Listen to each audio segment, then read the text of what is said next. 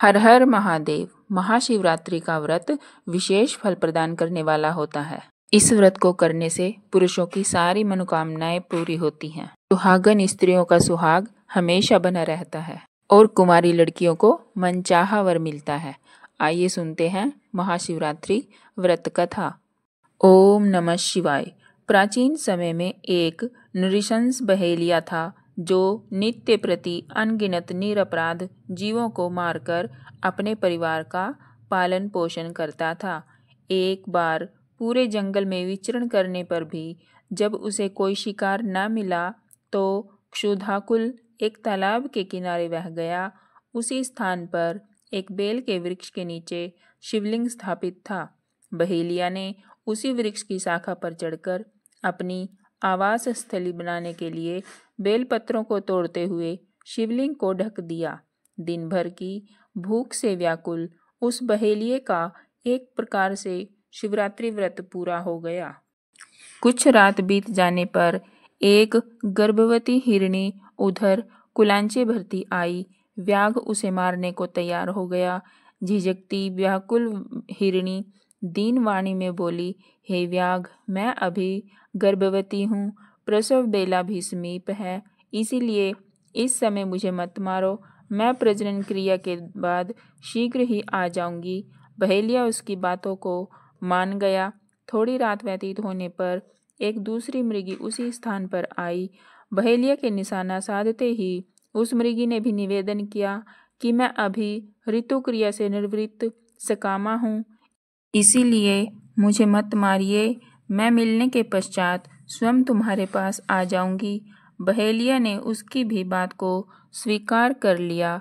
रात्रि की तृतीया बेला में एक तीसरी हिरणी छोटे छोटे छौनों को लिए उसी जलाशय में पानी पीने आई। बहेलिया ने उसको भी देखकर धनुष बाण उठा लिया। तब वह हिरणी कातर स्वर में बोली, हे व्याघ, मैं इन छौनों को हिरण के संरक्षण में कर आऊं तो तुम मुझे मार डालना। बहेलिया ने दीन वचनों से प्रभावित होकर इसे भी छोड़ दिया। प्रातःकाल के समय एक बलवान हिरण उसी सरोवर पर आया।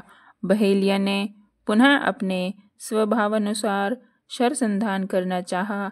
यह क्रिया देखते ही हिरण व्याघ से प्रार्थना करने लगा, हे व्याघराज, मुझसे पूर्व आने वाली 3 हिरणियों को तुमने मारा है तो मुझे भी मारिए, अन्यथा अगर वे तुम्हारे द्वारा छोड़ दी गई हैं तो मुझे मिलकर आने पर मारना, मैं ही उनका सहचर हूँ। हिरण की करुणामयी वाणी सुनकर बहेलिया ने रात भर की बीती बात कह सुनाई तथा उसे भी छोड़ दिया। दिन भर उपवास, पूरी रात जागरण तथा शिव प्रतिमा पर बेलपत्र गिरने के कारण बहेलिया में आंतरिक शुचिता आ गई।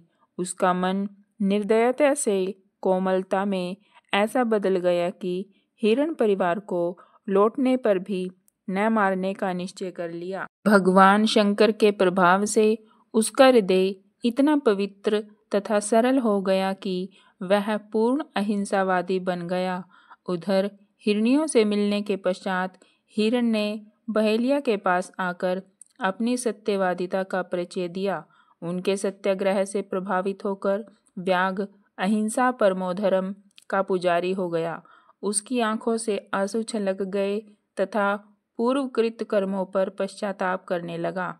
इस पर स्वर्गलोक से देवताओं ने व्याघ की सराहना की तथा भगवान शंकर ने 2 पुष्प विमान भेजकर बहेलिया तथा मृग परिवार को शिवलोक का अधिकारी बना दिया। भगवान शंकर ने जैसी कृपा बहेलिया और मृग परिवार पर की, ऐसी कृपा सब पर करना। ओम नमः शिवाय। हर हर महादेव।